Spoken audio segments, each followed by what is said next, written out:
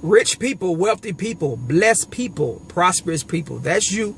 Hey, let me take my shades off so I can see you. This is Tobias D. Jackson, the Faithologist. Listen, I just wanted a moment of your time to make a very brief video. I want to talk to my people. You are my people. I just want to talk to you very briefly about a small subject matter, if you will.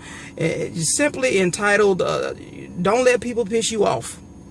I know it's not deep, but it's very profound. You know, my thing is this right here. If people aren't feeding, freaking, or financing you 9.5 times out of 10, they shouldn't be able to frustrate you. I said, if they're not feeding, freaking, or financing you 9.5 times out of 10, they shouldn't be able to frustrate you. Okay, I'm seeing a lot of stuff come across my table, if you will, just in the world of social media, and it's unbecoming of who I believe that God has called us as people to be.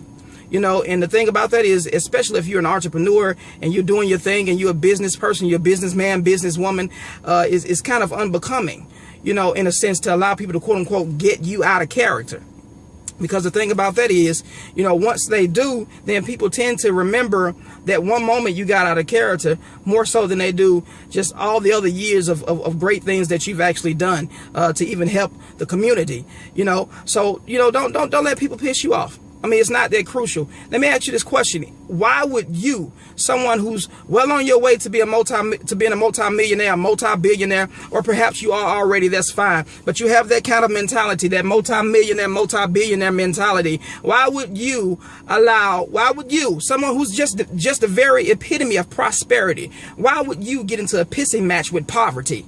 In other words, why would you, a person of a certain caliber, even entertain other people who are beneath you? It does not matter what they're saying. It does not matter what they're doing. Because see, 9 times out of 10, God didn't call them to be as great as he called you to be. You're the one with the responsibility. You know, I'm going to have a very transparent moment with you guys. I told this man years ago, I'll never forget, I told somebody, I said, look, man, I said, even my piss is gold. You can't afford my piss, let alone my time.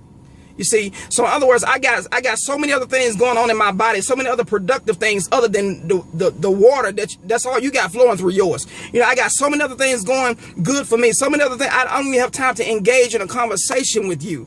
You see what I'm saying? We're engaging in conversations with people that are weak as water, and then we end up we mad. Why? Because we've allowed ourselves, we've lowered our standards, and we've lowered our caliber, and now we've allowed ourselves to entertain people who shouldn't have even come in contact with, let alone should we have had a conversation with.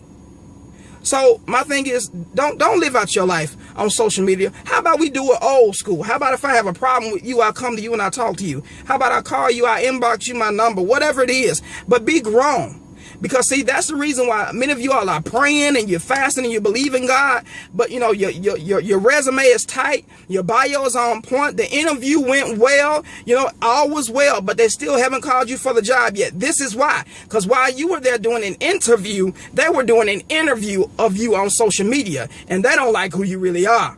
You know, so it's not that the economy is bad, not for all people. Some of us actually have to cultivate our character, and nobody else will tell you this. Perhaps somebody else, you know, perhaps your friend will tell you, you know, just speak your mind and whatnot. Perhaps, you know, people who have, let me tell you something, you always want to find yourself taking advice from people who don't have anything to lose or gain based on whether or not you take their advice. I'll say it again. The safest advice sometimes you can take is from people who don't have anything to lose or gain, whether or not you take their advice.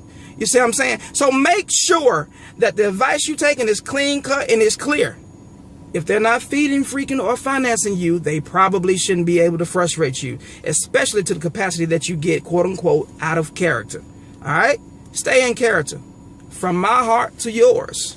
From my heart to yours. Tobias D. Jackson, the Faithologist.